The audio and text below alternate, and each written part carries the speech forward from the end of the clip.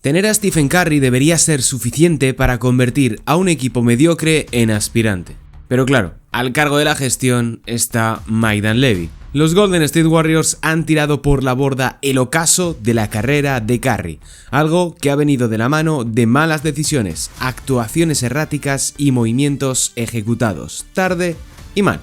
Después de no poder convencer a LeBron James ni de traspasar por Anthony Davis, los Warriors están abocados a ser un equipo mediocre un año más. Y quizá la paciencia de Stephen Curry se ha agotado. ¿Por qué los Golden State Warriors se han convertido en un equipo que está tan lejos de poder siquiera aspirar a poder pelear por un anillo? ¿Qué hay detrás de todas estas operaciones, de todos estos traspasos fallidos, de las firmas que no han llegado a ningún punto y donde ahora Stephen Curry se rumorea que está planteándose poder llevar sus talentos a cualquier otro lado en los últimos años de su trayectoria? Hoy aquí en mi canal, en Club CBA, voy a analizar en profundidad lo que ha ocurrido durante este mercado de los Golden State Warriors, qué puede pasar y sobre todo cómo se ha llegado a este punto. Si te gusta lo que hago, déjame un like, suscríbete y un comentario. Mi nombre es Sergio Rabinal, soy comentarista NBA en Prime Video y sin más dilación, arrancamos con el vídeo. Vamos a ello.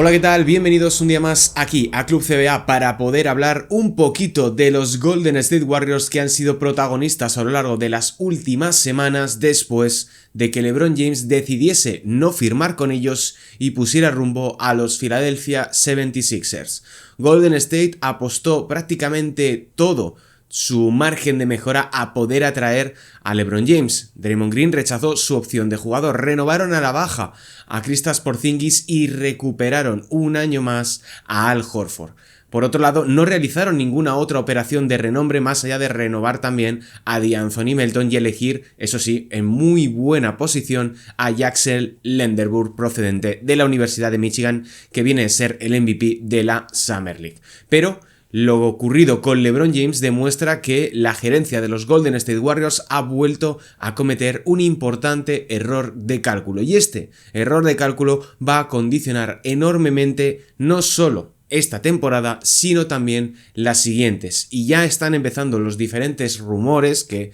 ahora mismo pues no tienen mucha validez, no vienen de fuentes sumamente autorizadas, pero sí que es cierto que empieza a generarse ese ruido respecto del cierre de la carrera de Stephen Curry, el cual lleva toda su trayectoria en Golden State, pero a la vista de los últimos movimientos, quién sabe lo que podría acabar sucediendo con él. En ese plan de intentar convencer a LeBron James, consiguieron los Golden State Warriors renovar a Steve Kerr por 2 temporadas más, cuando todo parecía, después de que les eliminasen Los Ángeles Clippers en el play-in, que el periodo de Steve Kerr había terminado en la Bahía. Draymond Green rechazó también su opción de jugador, aunque posteriormente, ya cuando se resolvió la cuestión de LeBron en Filadelfia, renovaría por exactamente la misma cantidad de dinero. Hubo presión, hubo rumores y hubo mucho interés por parte de Golden State de conseguir a LeBron James, pero una vez más no pasó absolutamente nada. Y no consiguen a LeBron James porque tampoco son capaces de convencer a Washington Wizards de hacerse con Anthony Davis a cambio de Jimmy Butler, de las rondas que fuesen necesarias y de los fillers salariales que posibilitasen esa operación. Y esto parece que no, pero es un punto importante. LeBron quería seguir jugando con Anthony Davis, de ahí que también en su momento estuviese la opción de Dallas Mavericks, aunque ya él no formase parte del equipo de Texas. Y esto nos lleva a hablar de la mala gestión y la realidad que tienen ahora mismo estos Golden State Warriors, porque nos adentramos en otro verano donde el equipo californiano no ha hecho nada después de prometer el cielo, después de decir que van a intentar conseguir un mejor equipo, y llegan tarde a la fiesta, llegan tarde al momento donde ya está todo el pescado vendido. Los jugadores que quedan disponibles no están al nivel necesario como para poder ser suficientes para revertir la situación de Golden State. Y hay un aspecto incluso todavía más importante, que es la cuestión salarial. Ahora mismo los Golden State Warriors tienen 12 de 15 contratos garantizados, incluyendo a D'Anthony Melton y Draymond Green, cuyas operaciones todavía no son oficiales. Eso deja un escenario donde ya están con esa renovación de D'Anthony Melton y de Draymond Green en el primer apron del impuesto de lujo. Y conforme terminen la rotación con esos 3 últimos nombres por contratos por el mínimo de veterano, van a meterse bastante de lleno en el primer apron de ese impuesto de lujo y mirando peligrosamente a ese segundo umbral de la tasa de impuestos, lo cual les va a limitar muchísimo a la hora de poder operar dentro del mercado de traspasos, tanto antes de que arranque la temporada como posteriormente cuando lleguemos al mes de enero y mes de febrero. Golden State va a ser un equipo muy caro, va a ser un equipo que no va a querer desprenderse de sus activos en forma de draft, y tercero, no tiene suficientes jugadores atractivos como para poder desprenderse de ellos y mejorar. ¿Por qué? Porque si decimos que tienen 12 de 15 contratos garantizados, hay que mencionar que 2 de ellos están lesionados, Jimmy Butler y Moses Moody. Ellos 2 no van a formar parte del equipo una vez arranque la temporada el próximo mes de octubre. Un escenario optimista para su regreso sería a partir del mes de diciembre, finales del mes de diciembre, principios del mes de enero, pero insisto, esto es muy optimista. Lo más normal es que ambos retornen ya casi para el mes de febrero o incluso marzo en el caso de Jimmy Butler, dependiendo de cómo vaya su rehabilitación. Y esto nos deja una rotación de Golden State conformada de la siguiente manera. En el puesto de base tendríamos a Stephen Curry, en el puesto de escolta a Brandon Podziemski, a Moses Moody, que está lesionado, a Will Richard, que lo hizo realmente bien esta última temporada, D'Anthony Melton, que se ha ganado un puesto dentro de los Warriors después de esta última temporada y media, podríamos decir, con la lesión y el traspaso mediante. Puesto de alero para Jimmy Butler, Jackson Lenderburg y Guy Santos, que lo ha hecho muy bien, sobre todo cuando no estaba presente Stephen Curry. De 4, Draymond Green. Y en el puesto de pivots tenemos a Kristaps Porzingis, Al Horford y Charles Bassey. De esta manera queda la rotación de unos Golden State Warriors que son muy caros y no tan buenos, porque por mucho que tengas a Stephen Curry, el equipo que te rodea, el elenco de secundarios no está ni medianamente cerca de poder igualar el nivel del 2 veces MVP. Y todo esto nos lleva a hablar de una figura, de Mike Dunleavy Jr., el sustituto de Bob Myers como general manager, como principal responsable de las operaciones en la franquicia californiana. Él llega en junio de 2023, sustituyendo al mencionado Bob Myers, y empieza a tomar decisiones un poco extrañas, ¿vale? Decisiones que no concuerdan con la línea de lo visto anteriormente, pero que también vienen de la mano de ciertos cambios que se producen tanto a nivel de NBA, es decir, en la introducción del nuevo convenio colectivo, como también del cierre de una época con la conclusión de ese anillo de 2022, que fue realmente caro ese equipo y se veía que iba a producirse una plantilla, o que se iba a dar una situación donde la plantilla de Golden State iba a ser extremadamente cara para el rendimiento que iban a tener sobre la cancha. Estos dos aspectos son importantes tenerlos en cuenta para entender un poquito mejor las decisiones, pero esas decisiones no han sido ni han estado cerca de ser positivas para el presente y sobre todo para el futuro a corto plazo de Golden State Warriors. Junio de 2023 hacen un salary dump, que es pagar básicamente para desprenderte de un salario de un jugador, para ser más exactos, por otro que cobre más o menos lo mismo pero que tenga un contrato menor, o simplemente enviar el jugador y pagar en forma de rondas o dinero. Y bueno, hacen ese salary dump donde traspasan a Patrick Baldwin, Jordan Poole y Ryan Rollins, que ahora se ha convertido en un jugadorazo en Milwaukee Bucks, una segunda ronda de 2027 y una primera ronda de 2030 a Washington Wizards por Chris Paul. Un Chris Paul que le quedaban 2 años de contrato, pero realmente solo era uno porque el último estaba parcialmente garantizado. Todo ello para soltar lastre salarial. Un lastre salarial que se llamaba Jordan Poole, y a cambio de desprenderte de un contrato que tú mismo le habías dado un año antes, y con todo lo ocurrido evidentemente la agresión, mejor dicho, de Draymond Green al propio Poole, pues te tienes que desprender de él pagando y recibiendo un Chris Paul que estuvo evidentemente muy lejos ya de lo que podríamos esperar de un jugador de su calibre, especialmente en ese punto en el que estaba de su trayectoria. Julio de 2023, después de traspasar a Jordan Poole, que fue la víctima de la agresión de Draymond Green, renuevas precisamente a Draymond Green por $100 millones y 4 temporadas, incluyendo una opción de jugador en el último curso que ha sido la que ha rechazado y finalmente le han acabado dando posteriormente. En ese mismo verano deciden no renovar, no extender a Klay Thompson, y que al año siguiente, en el verano de 2024, harán un sign and trade para desprenderse de él y facilitar su desembarco a los Dallas Mavericks. Unos Dallas Mavericks que le dan un contrato realmente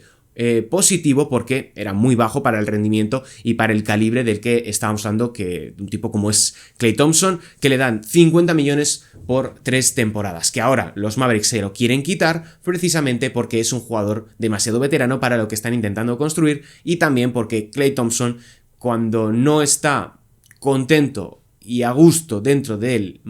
ecosistema, dentro del equipo y de la dinámica, es un jugador que tiende a perderse. De ahí que tuviese más sentido que Golden State le hubiera renovado por este precio. Y yo entiendo que Klay Thompson dijese: no quiero ser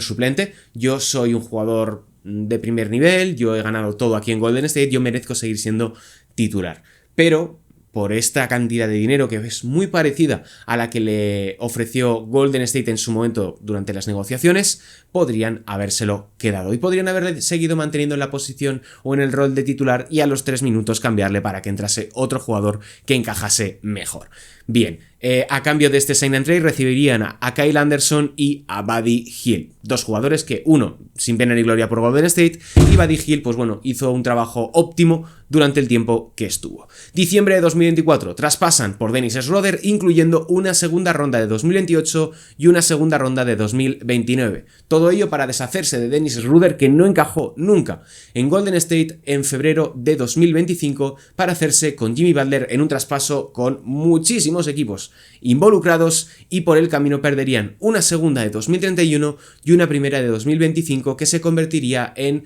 Yakuchionis. De tal manera que con esta operación los Milwaukee Bucks podrían enviar a Giannis Antetokounmpo a Miami Heat, y Miami Heat podría hacerse con el jugador griego también gracias a esa elección que posteriormente se convertiría en Yakuchionis. Y el culebrón, bueno, lo que vendría después es el culebrón de Jonathan Kuminga, que llevaba rumiándose desde hace mucho tiempo, incluso desde el tiempo de Bob Myers, pero que con Mike Dunleavy alcanzó otro nivel, porque cada semana teníamos nuevas declaraciones, un nuevo rumor, un nuevo plante o desplante o un nuevo banquillazo de Steve Kerr al jugador africano. Y el verano pasado nos pegamos todo el tiempo pendientes de lo que iba a pasar con Jonathan Kuminga, que era agente libre restringido, y que los Golden State Warriors, por un lado, no querían darle el dinero que Kuminga pedía, y por otro lado estaban bloqueando todas las operaciones potenciales de sign and trade para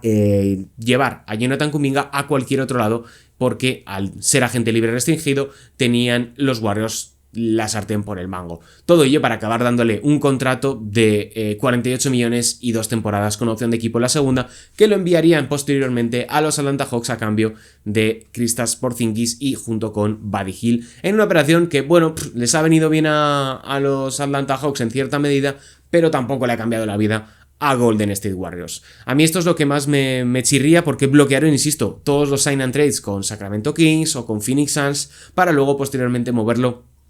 en el trade deadline por prácticamente nada. Y esto nos lleva a hablar de lo mal que han evaluado los Warriors el mercado, porque yo creo que no hay nada peor en los negocios que no saber cuál es tu verdadera posición en el mercado y no saber cuándo tienes una posición débil respecto de tus oponentes. Y ahora mismo Golden State está acusando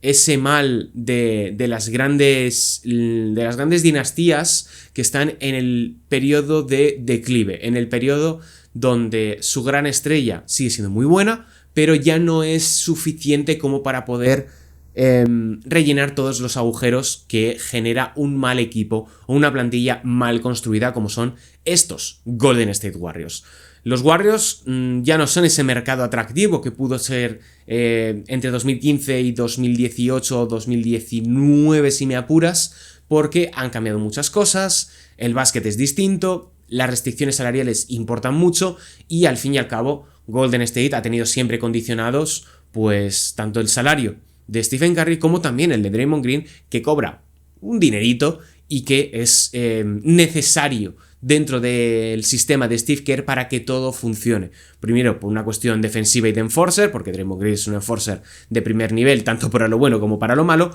como también por su capacidad para generar y encontrarse y asociarse con Stephen Curry, que esto en los últimos años ha ido desapareciendo, volviéndose un poquito menos eficiente y menos efectivo, pero sí que es cierto que sigue siendo un aspecto importante a la hora de hablar de Golden State Warriors. Y para que nos hagamos una idea de lo poco que han resultado atractivos los Warriors para los distintos jugadores, hay que echar un vistazo a los que han firmado en la agencia libre. Tengo aquí la lista desde que Mike Dunleavy, los más destacados, no todos evidentemente, los jugadores más destacados que ha fichado Mike Dunleavy desde que es general manager de la franquicia. Dario Saric, que ahora lo tenemos en Europa, Rudy Gay, que ahora es analista en Prime Video, D'Anthony Melton, que fichó, se lesionó, lo traspasaron, volvió y ahora sí que ha renovado, Al Horford, que tiene creo que casi ya 40 años, y Seth Curry, el hermano de Stephen Curry. Estos son todos los jugadores, los más destacados que han fichado los Warriors en este periodo, dejando de lado temas como two-ways o jugadores en contratos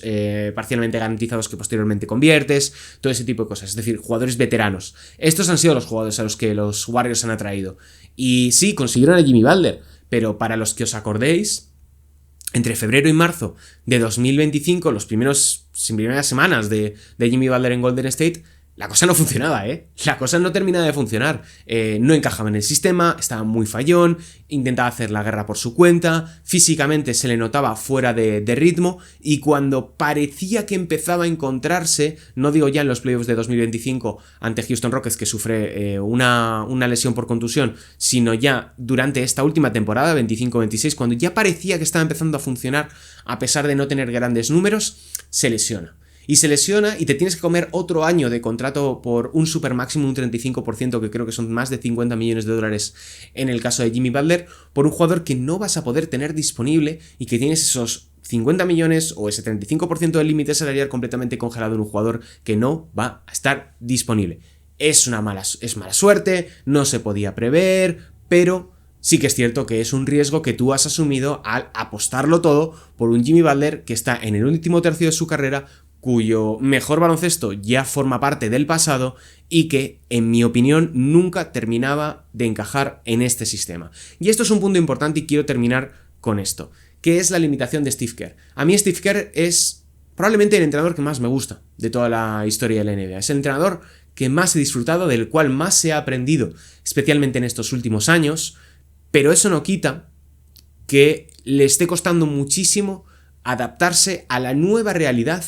que impera en el baloncesto actual, que impera en la NBA, donde su propuesta basada fundamentalmente en la generación de oportunidades de lanzamiento a través del movimiento sin balón, a través de esa hiperconocida como flow offense de leer lo que ocurre sobre la media cancha, qué es lo que está sucediendo en pista y en función de eso reaccionar a través de una serie de automatismos, de pasar y bloquear, de situaciones de flex, de bloqueos indirectos o bloqueos ciegos a la espalda, todo ese tipo de cosas están muy bien, siguen valiendo en ciertos momentos y cuando tienes el personal adecuado. El problema para Golden State es que no tienen el personal adecuado. Los jugadores que tienen disponibles no terminan de entender qué es lo que tienen que hacer porque, al igual que le sucedía a Phil Jackson, el sistema que ha desarrollado Steve Kerr requiere no solo un alto nivel de ejecución, que eso la práctica totalidad de los jugadores en la NBA lo puede ejecutar, sino un altísimo nivel de comprensión y de reflexión conforme estás en pleno movimiento de la acción. Esto hace que, por ejemplo, jugadores como Al Horford encajen muy bien si no tuviesen la edad que tienen, pero que otros como Jonathan Kuminga, pues no, porque no son el mismo nivel de jugador, no tienen esa capacidad interpretativa o de lectura de lo que sucede sobre la cancha desde un punto de vista ofensivo como para poder llevarlo a cabo. Y Steve Kerr, a lo largo de estos últimos años, especialmente desde la temporada 23-24 e incluso la 22-23, hemos visto cómo se ha vuelto demasiado estricto, demasiado hierático en cómo iba a construir el ataque de sus equipos. Y creo que esto es un aspecto demasiado importante y está restándoles mucho. No digo que con otro entrenador los Warriors pudieran ser campeones, no vamos a engañarnos, pero sí que es cierto que en gran medida parte de las limitaciones que tienen ahora mismo los Warriors vienen potenciadas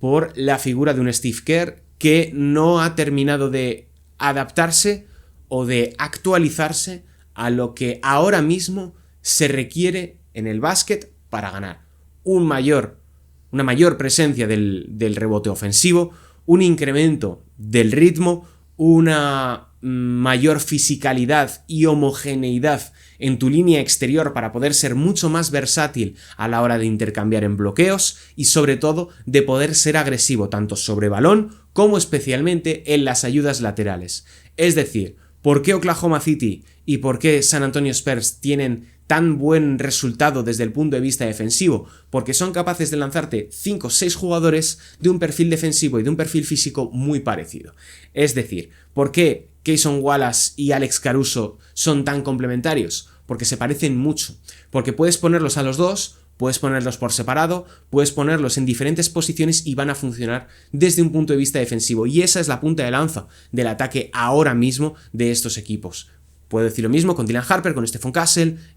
con Carter Bryant o con cualquier jugador que queramos de estos equipos. Y Golden State no tiene ese tipo de perfiles y les ha costado mucho tenerlos. Además de que sobrevaloran en exceso a sus jugadores elegidos en el draft: Jonathan Kuminga, Brandon Poniemski, James Wiseman en su momento, Moses Moody ahora, aunque ya está lesionado, pero hubo un tiempo donde se le sobrevaloró, yo creo que en exceso. Ya ha pasado con otros tantos jugadores que tenía el equipo de Golden State. En fin, hacen falta muchos ingredientes para que este equipo funcione, para que esto salga adelante, pero la verdad es que ahora mismo, a 30 de julio, salvo que se produzca un movimiento inesperado en el mercado, tienen muy pocas opciones los Warriors de dar un paso adelante y de convertirse en un equipo no ya de la zona de playoffs, sino de un equipo de la zona de play-in. ¿Saldrá Stephen Curry? La verdad es que no lo sé, espero que no, pero pinta bastante mal, no para esta temporada, sino para el curso siguiente. Así que bueno, hasta aquí este vídeo, espero que os haya gustado. Me interesa también saber vuestra opinión, porque esto sale un poco de la dinámica normal que suelo hacer, que son vídeos más positivos, con enfoques más optimistas, pero la verdad es que después de la renovación de Draymond Green y del fracaso de no conseguir a LeBron James, la verdad es que Golden State está de nuevo abocados a ocupar esas últimas posiciones de la zona intermedia de la conferencia oeste, sin caer a la lotería, pero sin tampoco estar en la zona noble de su lado del cuadro. Así que hasta aquí el vídeo. Mi nombre es Sergio Rabinal, este es mi canal, se llama Club CBA. Si os gusta lo que hago, dejadme un like, suscribíos si no me conocíais y un comentario con vuestra opinión, que puede ser la nota que le ponéis al mercado de los Warriors, qué opináis de toda la película que os he contado o qué movimientos haríais vosotros para mejorar estos Golden State Warriors. Así que yo me despido, un saludo y hasta la próxima. Chao.